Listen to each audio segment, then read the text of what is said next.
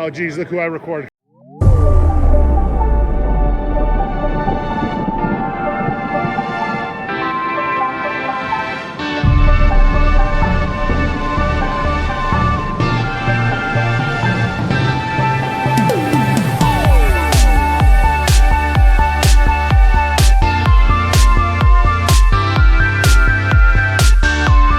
This interview was recorded at AIMExpo 2026 in Anaheim, California. I sat down with Robin Hartfiel, editor of Dealernews and a board member of the Motorcycle Industry Council, to talk about the powersports industry and what the MIC does behind the scenes, how the industry navigated the pandemic, and where the industry is heading moving forward.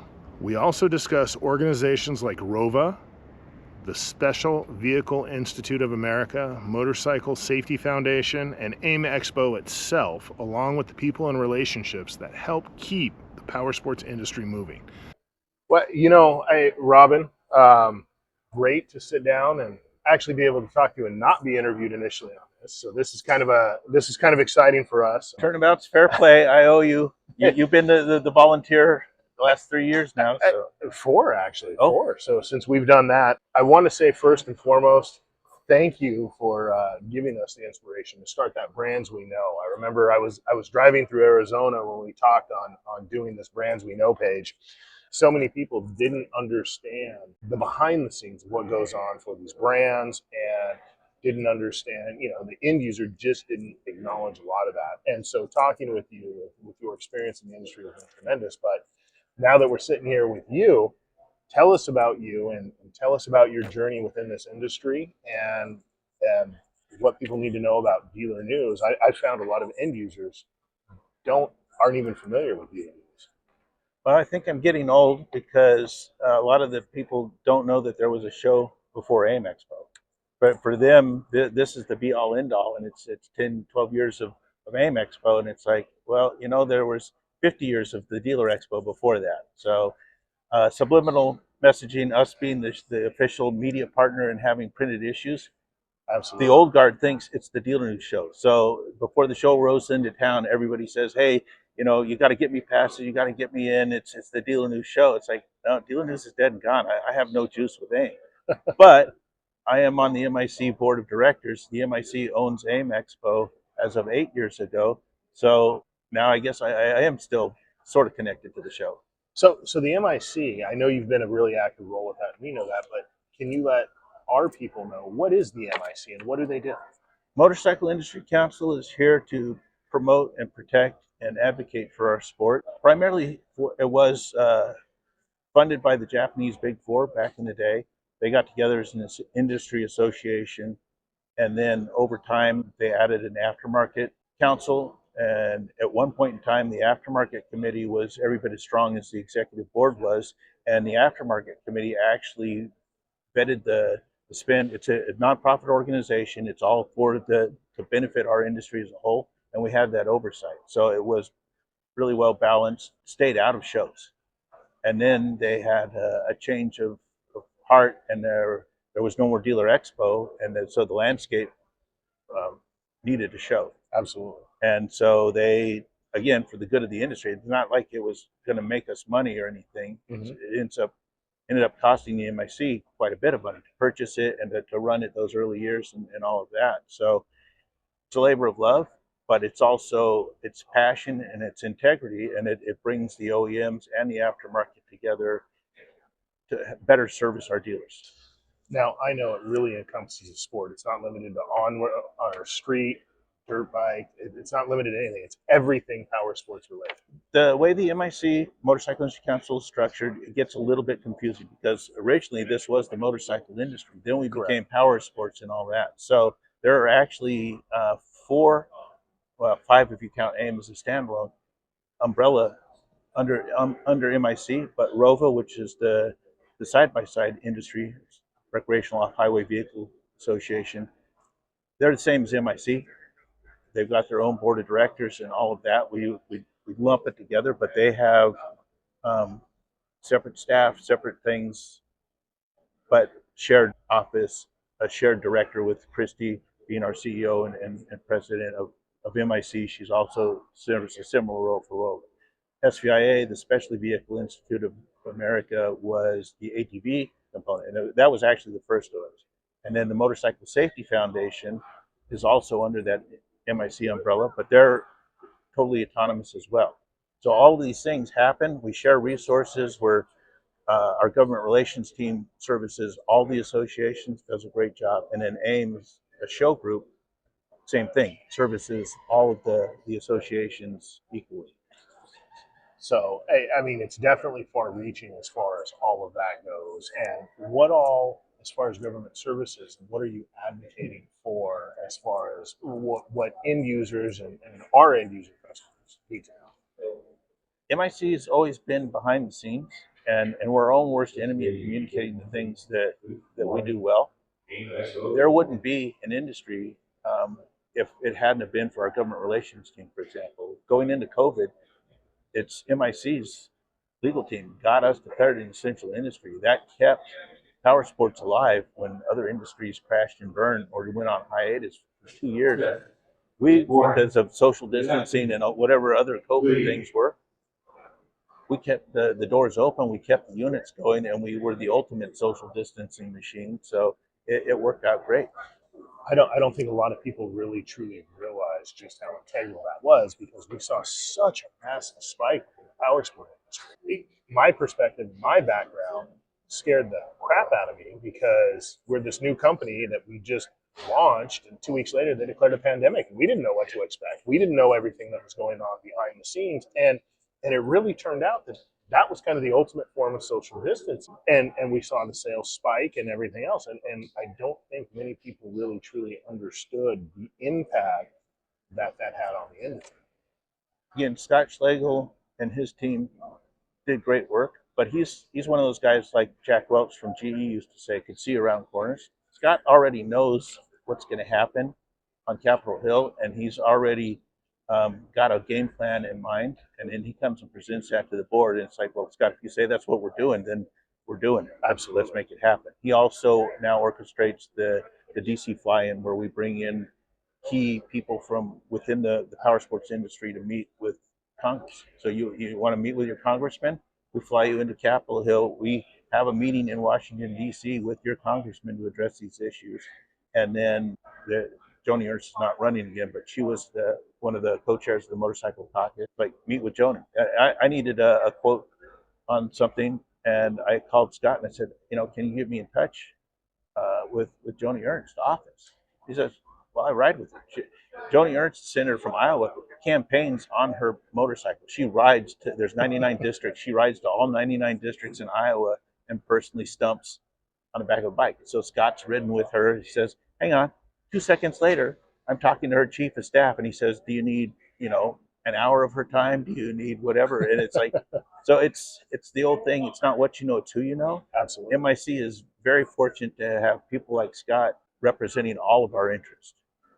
I think it's just amazing to me because so many people, they just take their motorcycle or they take their four-wheeler or their UTV and they just go out and they ride without really knowing everything that goes on behind the scenes and how much effort's put into it, from every single aspect of it to the freedoms that we enjoy with it.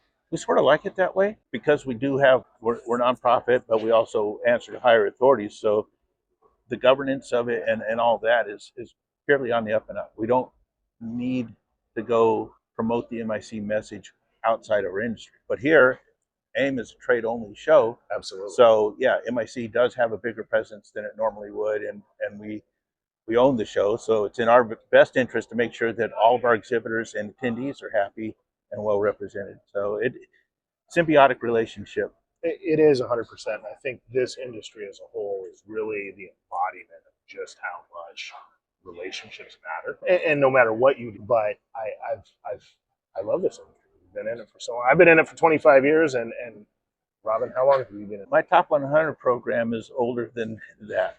So yeah, there's people that say I've been in it too long. Well, one of the things that I definitely have to say is when we first launched the brand and we were able to do an interview with you, and that meant so much to us, and that goes back to relationships as well. And so from the bottom of my heart, I just want to say thank you for believing in us and giving us a chance as well as we continue to grow. It's my pleasure. I don't think that I'm going to have too much of a lasting legacy, but what I do have is the best seat in the house. I get to see brands start, and then I get to see them come to fruition and really thrive and flourish. And I still get excited about stuff like that after all this time. It's Well, I did have another career. I had a real job at one point in time before I did dealing, but this is the best job by far that I've ever had, including when I was the editor of the beer magazine. So Beer is good though. beer is good. Motorcycles are better, and it's not it's not the hardware; it's the people in this industry. And I've worked in other industries. I've had real jobs, but you couldn't pay me enough to do what I do for free here. I mean, this is so cool. Yeah, I mean, these are childhood dreams here that have come up, and I mean, it's just amazing. One of the things that the stories I use, I don't care who you are, everybody remembers the very first throttle twist of that bike because the moment is that magical. I remember everything about it, smell in the air, and everything. And everybody like you that I talk to has that same visceral experience, and it's only 10% of the population or less that it resonates with like that. So when I first started, there was a guy who was a school teacher, became a motorcycle dealer to fund his habit. Him and his brother were woods riders. And so they well, instead of getting a discount, why don't we just get our own dealership and we can give ourselves bikes? Right. Biggest mistake ever, because then they spent the next 30 years toiling away in the business, and the last thing they got to do was go race. But they did it for the right reason. But given his background, he said, he was a biology teacher, and he said, there's not going to be something that appeals to everybody, but there's something universally appealing about it to a small percentage of humans. You're hardwired that way. Absolutely. And so it didn't matter if it was a gas-powered motorcycle or a hovercraft in the future powered by hydrogen. He said that that adventure, thrill-seeking person who's a power sports person, that exists. It's nature protecting itself, so the biodiversity of it, unfortunately for us, it's 10% or less of the total people even have that gene. There's going to be some loud noise over there. Oh, awesome. just to show you, strike up the band. Really can't win for trying.